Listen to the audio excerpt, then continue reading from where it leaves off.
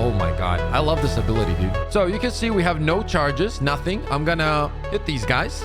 Boom, I get my charge. Then I turn it into a charge staff, and after that we're good to go. Now every time we just get into a fight, you see that we're getting charges. Easy peasy. What is up, everyone? Guys, listen up. In this video, I'm going to show you guys the updated Monk Flicker Strike build after the patch, right? We know that the patch brought some changes, and after these changes, we're not able to get our power charges off of just rolling, creating an illusion, then using our ability with the help of minion impact, but now that is fixed. However, do not worry, guys. We already fixed the clearing and bossing as well, to the point that I truly believe that clearing is way more consistent now. You're not gonna have to depend or time your rolls at all. All you gotta do now is just hit things and kill things with this build, and you're gonna be consistently getting power charges. So what we're gonna do is first I'm gonna showcase how this actually works in combat, both for clearing and for bossing as well. And then we're going to take a look at all of the changes that we've made to the build, including skill gems, passive skill tree, gear, everything, okay? If you guys do enjoy the video, and only if you do, slap the like, sub to the channel. Now we're going to go over this in detail. However, real quick before I showcase, what we're doing here is we're combining resonance, which gives us the ability to get power charges instead of frenzy charges, and we're combining this with combat frenzy. So let's take a look at how good this is in action. So you can see we have no charges, nothing. I'm gonna hit these guys. Boom, I get my charge. Then I turn it into a charge staff, and after that we're good to go. Now every time we just get into a fight, you see that we're getting charges. Easy peasy. Look at this. Boom, already 4 charges, 5 charges. We're gonna keep moving here. I'm gonna turn all of this into charge staff, obviously. Now we have a full minute and we already have 2 charges. And pay attention, we haven't rolled. We're just doing this naturally, and charges are even more consistent than before without you having to focus on the rolling and taking out the illusions, right? Which is even better, especially when it comes to clearing maps and breaches. It's way more consistent and much easier to sustain your charges as well. Still full charges. Get these guys out of there. Flicker. Now, as I said, I'm going to show you how you are going to create charges and what rotation you're going to be using on the boss, and then we're going to break everything down, okay? So the one thing that we're going to be using that is new is the sniper's mark, okay? We need this in order to make our rotations work on the boss. Boom, we hit him with the bell. The bell is active, as you guys can see. You could start with the sniper's mark as well instead of the bell. The way I have everything set up, that's not going to be a problem. But in this case, you see that we dropped the bell on the boss, right? Now you will see that we are going to mark him up. Boom, he is now marked. You can see the mark. Now we're going to hit him, get our charges, and now we're going to flicker because the bell is already active as well. Look at that crazy damage. And boom, he's already stunned. And that is essentially how the rotation is going to work on bosses. It is still very, very good and very efficient. Obviously, you need to understand the rotation a little bit better. If you see that you're not getting enough charges with one mark, you just hit him and then you mark him again until you have enough charges, and then you do the damage. You can then drop the bell and then flicker on top of that bell as well, and you're good to go. But that is how it's going to be working. As you guys can see, the damage is absolutely fine and the rotation works.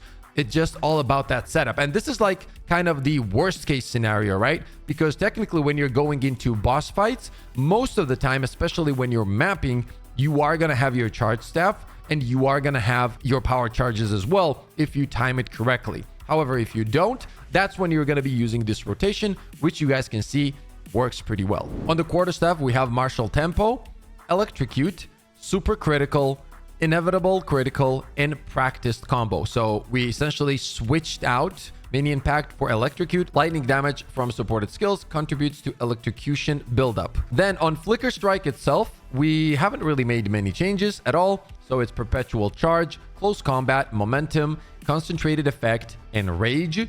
Then we have Tempest Bell. We have made some changes here. Once again, this is going to get perfected because of the changes. I'm going to need some time to fully test everything. But currently, we're running Font of Rage, Heavy Swing, Overpower, and then Hourglass. On Wind Dancer, it's going to be Wind Wave, Lockdown, and Pin. No changes here. Wind Dancer is still phenomenal. Currently, I believe we are at 82% evasion, which is obviously pretty helpful and helps with survivability as well. Now, this is where the changes begin, guys. We are using Combat Frenzy. This is a buff that says gain a frenzy charge when you freeze, electrocute, or pin an enemy, no more than once every 1.65 seconds. On this one, we're also going to be running Profusion and then Clarity. Profusion is awesome here. Supported skills have 50% chance to grant an additional charge. Never can go wrong with that. And Clarity, obviously, for some mana regen. Now, in order for this to work on the passive skill tree, we're going to quickly take a look at this, and then we're going to break it down a little bit more in depth as we move through.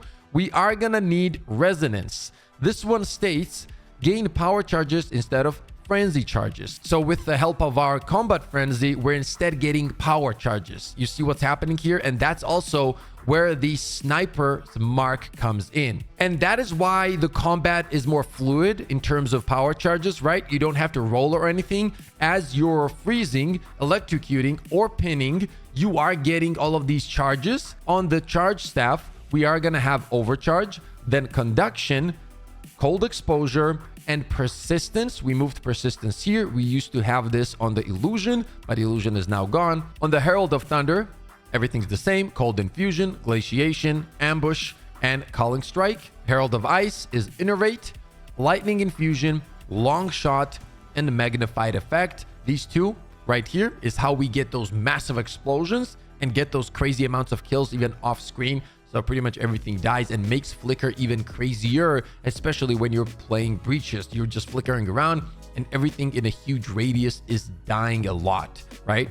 And then we have Sniper's Mark. Limit one marked target. Maximum mark duration is 8 seconds, more than enough. Next critical hit against marked enemies has a 89% to critical damage bonus. However, the next critical hit the target receives consumes the mark to deal extra damage and grants you a frenzy charge, which for us, thanks to Resonance, becomes a power charge. So yeah, these two things for now absolutely fix the build. Obviously, the rotation is something that you're going to have to get used to on bosses, and it needs a little bit more setup, right? It's not just you roll and do this and then fight the boss. You have to actually time your abilities, but that's something you can get used to, right? Just mark the boss with a sniper mark, hit him, get the charges, do it again, get the charges, drop the bell, flicker. I mean, pretty simple. And by that time, you're going to have your sniper mark back again, so you can just keep doing the rotation. If you want, what you could do is first get to 6 charges with the sniper's mark,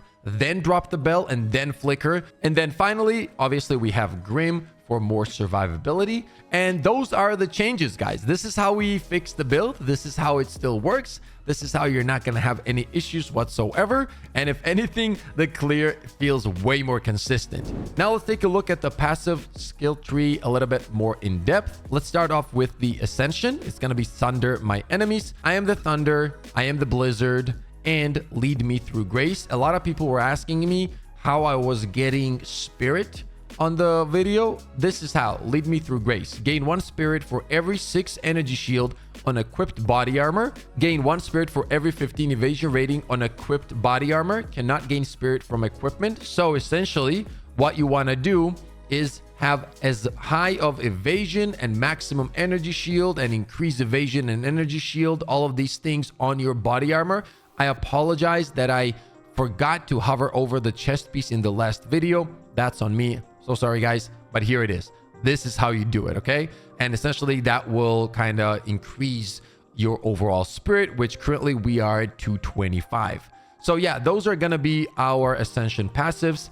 All the rest is going to be, the link is going to be in the description to the overall build. It's going to be updated with all the changes. When it comes to the passive skill tree, we haven't made massive changes, obviously. The build essentially stayed the same. There's just 2 keystones that we picked up here, and that is going to be Resonance, as mentioned, in order to make the build work again. And then finally, Eternal Youth. Life recovery from flasks applies to energy shield instead. Now, currently I'm using this, but once again, I have to do a lot more testing to try to perfect the build so that it works for you guys. So I don't know if I'm going to keep this all the way as I upload a updated version of this and see if I really like this change right here or I want to pick up something else. So We're gonna break that down in the upcoming videos as well, but so far I've been using it and it's pretty chill. It works, right? Obviously we're still keeping chaos inoculation. I like being immune to damage, to chaos damage here, I'm not gonna lie.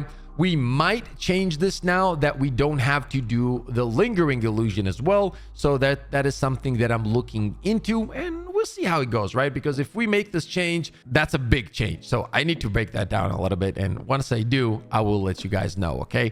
The thing is, if we pick this up, we also are not gonna need this one right here.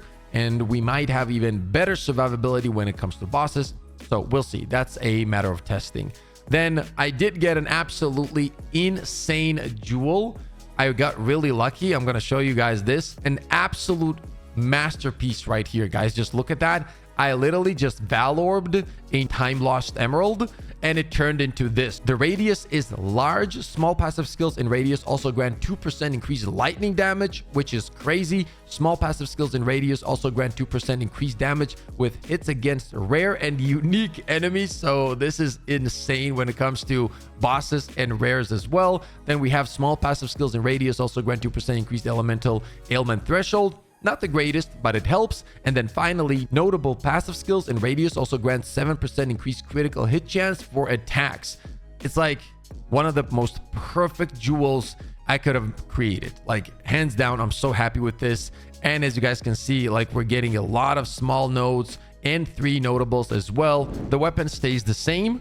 The gloves stay the same here. Now I just purchased the Ingenuity belt as well. However, you don't have to use this. If you have it though, obviously it's better no matter what build you're using. So that's going to be up to you. It adds approximately 7 to 8k DPS to flicker. Like currently I'm at around 55 DPS. Without this, I don't remember what it was in our previous videos, but around like 45-ish, I think, or 46, something like that. You're still going to be destroying bosses without this as well. But the cool goal would be to kind of try to build up the divs in order to buy this, or just hopefully get it as a drop in the long term, right? So on the rings stayed the same so far. We haven't made many changes when it comes to the rings. The amulet is also the same. As you guys will see, we're allocating overwhelming strike. I did switch my boots to 35% increased movement speed, and man, the game feels so much better. I was running at 25%. I'm not gonna lie, the difference is night and day. If you haven't yet done that, try to do it, man. The game just becomes so much more enjoyable. And then for the helmet, once again, it stayed the same. And now I'm gonna show you guys the resistances here. And I believe we are kept out on everything, but I don't remember exactly. Yeah, okay. 106 on fire, 88 on cold, 84 on lightning. We don't need chaos at all because we are using inoculation. If you're struggling with stats on your gear, so for example, you guys see that on my amulet, I have 23 dexterity. I do have another 32 on my boots as well. If you can get like intelligence and dexterity, that would also be great on your gear, by the way. Keep that in mind, because what's happening is the skills that we're using, some of them take intellect, some of them dex. So you have to kind of try to distribute the points accordingly, right? Right now, you guys see that I'm at 191 dexterity, and you need that in order to use level 19 skills, and only 164 here for intelligence. And the reason for that is currently Grim is the only one that needs very high intellect, and I'm okay with using a level 17 one. In the perfect case scenario, you want to have this higher, so you use Grim at a higher level, right? So you get your shield a little bit faster, a little bit easier. However, that said, this works for now. And I almost forgot to talk about the jewels, because if you are lacking stats, jewels is where you can get them from. And meaning, if you need dexterity, boom, +9 dexterity over here. We also have 20% increased maximum energy shield, 14% increased critical damage. But I'm going to show you guys how much the jewels actually affect your DPS as well. And this is very important. Let's take a look at this jewel right here, for example, which says 12% increased critical damage bonus, 15% increased damage with quarterstaffs, and then Herald skills deal 21% increased damage. So if we take a look at our numbers here, just to give you guys an idea, we're at 108k right now, right? So I'm going to take this off now. Look at that. That's 17k DPS on this, and Flicker Strike also lost a bunch of DPS, almost 10,000 simply from one jewel. that's going to be it for the updated version of the build. As mentioned, there is still a lot of work to do, a lot of testing to be done. I am going to be making changes. I am going to be trying to perfect this for you guys as much as possible. And as soon as I will upload the video. If you guys did enjoy this one, and only if you did, slap likes up to the channel. I will be making more guides and PoE builds for different classes as well in the future. And guys, thank you so much for all the amazing love and support you guys been showing to the channel overall. It's been a crazy journey. I'm not gonna lie. I'm so happy you guys are enjoying the videos. Stay positive, stay disciplined, and I'll see you all on the next one.